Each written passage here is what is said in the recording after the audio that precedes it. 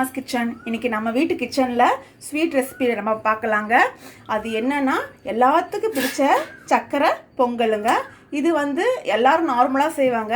இன்றைக்கி நாம் பிரசாதமாக கொடுக்குற சக்கரை பொங்கல், கோவிலெல்லாம் கொடுப்பாங்க இல்லையா, அந்த சக்கரை பொங்கல் எப்படி செய்கிறதுன்னு நம்ம பார்க்கலாங்க. அதுக்கு தேவையான இன்க்ரீடியன்ஸ்லாம் பச்சரிசி 250 கிராம் எடுத்திருக்கேன், வெல்லம் 300 கிராம் எடுத்திருக்கேன், 20 ஸ்ப்ளிட் முந்திரி, 10 உளுந்து திராட்சை, 3 ஏலக்காவையும் கொஞ்சமாக சுகர் போட்டு ஒரு 1/4 டீஸ்பூன் சுகர் போட்டு நான் அரைச்சி வச்சுருக்கேன், 50 ml பால், 4 டேபிள் ஸ்பூன் நெய்.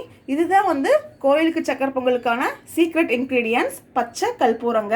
இதை நான் எப்படி யூஸ் பண்ணணும்னு நான் அப்புறம் காமிக்கிறேங்க. ஸோ இன்க்ரீடியன்ட்ஸ்லாம் நம்ம பார்த்துட்டோம். இப்போ நெக்ஸ்ட்டு ஸ்டெப்பாக நம்ம பச்சரிசியை ஒரு அரை மணி நேரம் நல்லா கழுவிட்டு நல்லா ஊற வச்சுக்கோங்க. இந்த வெல்லத்தை ஒரு அரை டம்ளர் தண்ணி விட்டு கொஞ்சம் காய்ச்சி வடிகட்டி வச்சுக்கோங்க. நான் பொடி பண்ணி வச்சுட்டேன், இந்த ஏலக்காவை பொடி பண்ணி வச்சுட்டேன். ஏலக்காவை நீங்களும் பொடி பண்ணி வச்சுக்கோங்க. நெக்ஸ்ட்டு ப்ரிப்ரேஷன் எப்படி நம்ம பார்க்கலாங்க. சக்கரை பொங்கலுக்கு இன்க்ரீடியன்ஸ்லாம் நம்ம பார்த்துட்டோங்க. இப்போ வாங்க நம்ம எப்படி அந்த அரிசியை வேக வச்சிடலான்னு பார்த்துடலாம். பச்சரிசியை குக்கரில் போட்டுக்கலாங்க. நான் இந்த டம்ளரில் பச்சரிசி எடுத்திருக்கேன், இது 250 கிராம்ஸு. ஸோ இந்த டம்ளரை நீங்கள் 3 டம்ளர் தண்ணியை ஆட் பண்ணிக்கலாம்.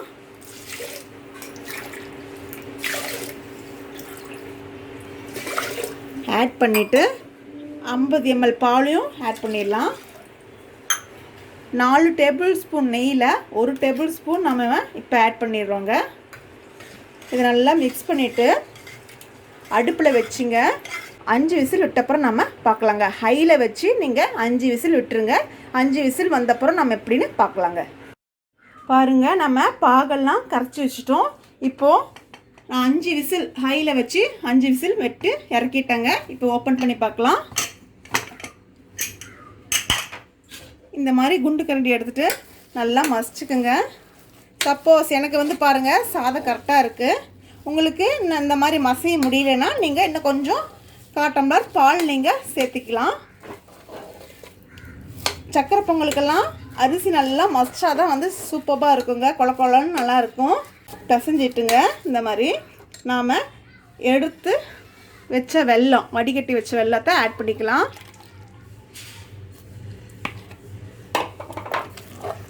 இது நல்லா ஒரு நிமிஷம் நல்லா கிளறி விடுங்க. கிளறி விட்டப்புறம் நம்ம பார்க்கலாங்க. பாருங்கள், நாம் நல்லா ஒரு நிமிஷம் நல்லா மசிச்சு விட்டுட்டோம். பாருங்கள் எவ்வளோ ஸ்மூத்தாக இருக்குன்னு. இந்த மாதிரி நீங்களும் பண்ணி வச்சுக்கோங்க. இப்போ கொஞ்சம் சிம்மில் வச்சு கொஞ்சம் அப்படியே இது பண்ணுங்கள், சிம்மில் வச்சுக்கோங்க அடுப்பை. இன்னொரு அடுப்பில் கடாய் வச்சுக்கோங்க. கடாயில் நாம் எடுத்து வச்சுருந்த இந்த 3 டேபிள் ஸ்பூன் நெய்யும் ஆட் பண்ணிக்கலாம்.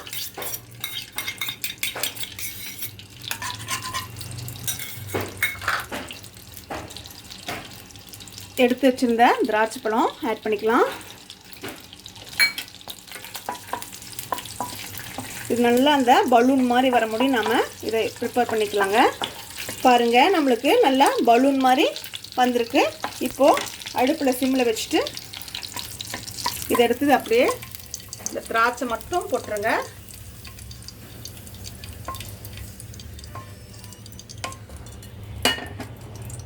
அடுத்தது நாம் ஸ்ப்ளிட் முந்திரி 20 எடுத்து வச்சுருக்கோம்ல, நான் இந்த மாதிரி 2 கட் பண்ணி வச்சுட்டேங்க. இதையும் ஆட் பண்ணிக்கலாம். இதுவும் நல்லா ப்ரௌனிஷாக நம்ம வறுத்து எடுத்துக்கணும். முந்திரி வறுக்கும்போது மட்டும் கொஞ்சம் அடுப்பில் சிம்மில் வச்சு வறுத்துக்குங்க. அப்போ தான் நல்லா கிறிஸ்பியாக நம்மளுக்கு வரும். பாருங்கள், கலர் மாறிடுச்சு.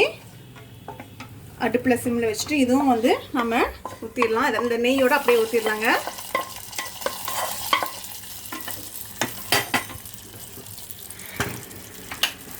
நல்லா மிக்ஸ் பண்ணி விட்டுக்குங்க. எடுத்து வச்சுருந்த ஏலக்காய் பவுடரும் ஆட் பண்ணிடலாம்.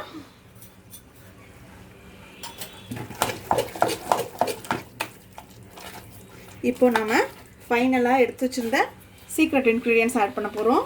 பச்சை கற்பூரங்க. இந்த மாதிரி கொஞ்சம் கட்டி கட்டியாக இருக்கும் பாருங்கள். நீங்கள் எவ்வளோ கொஞ்சமாக போட முடியுமோ அவ்வளோ கொஞ்சம் போடலாம். இதுலேயே நம்ம பாதி போட்டுட்டா கூட போதும். சும்மா ஒரு பிஞ்சு பாருங்கள், இதை போட்டால் போதும். நல்லா நெசுக்கி தூவி விட்டுருங்க. அவ்வளோதாங்க. இது ரொம்ப போட்டாலும் நம்ம இந்த பச்சை கற்பூரம் வாசம் தான் வரும்.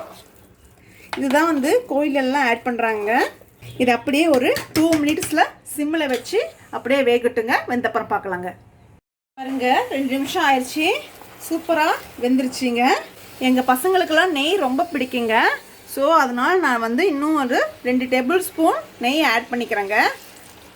உங்களுக்கு வேணும்னா ஆட் பண்ணிக்கலாம், இல்லைன்னா இது ஆப்ஷனல் தாங்க. நெய் வந்து எவ்வளோ அதிகமாக நம்ம சேர்த்துறோமோ அவ்வளோ அதிகமாக நம்மளுக்கு பொங்கல் ரொம்ப சுவையாக இருக்கும். அவ்வளோதாங்க, நம்மளோட சூப்பரான சுவையான சக்கரை பொங்கல் ரெடி ஆயிடுச்சுங்க. இப்போ நீங்கள் சர்வ் பண்ணிடலாம். எல்லாத்துக்கும் பிடிச்ச சக்கரை பொங்கல் ரெடி ஆயிடுச்சுங்க. வாங்க சாப்பிட்லாம். கலர் பாருங்கள், சும்மா அட்டகாசமாக இருக்குங்க. நீங்களும் இந்த ரெசிபி வீட்டில் ட்ரை பண்ணி பாருங்கள். இது தாராளமாக வந்து 5லேருந்து 6 பேர் சாப்பிட்லாங்க. கிட்ஸுக்கெல்லாம் ரொம்ப பிடிக்கும். நீங்கள் செஞ்சு கொடுங்க. இந்த டிஷ்ஷை நீங்கள் கண்டிப்பாக வீட்டில் ட்ரை பண்ணி பாருங்கள். உங்களுக்கு பிடிச்சிருந்தா இந்த வீடியோவை லைக் பண்ணுங்கள், ஃப்ரெண்ட்ஸ் ஃபேமிலியோட ஷேர் பண்ணுங்கள், எங்கள் சேனலை சப்ஸ்கிரைப் பண்ணுங்கள். தேங்க்யூ.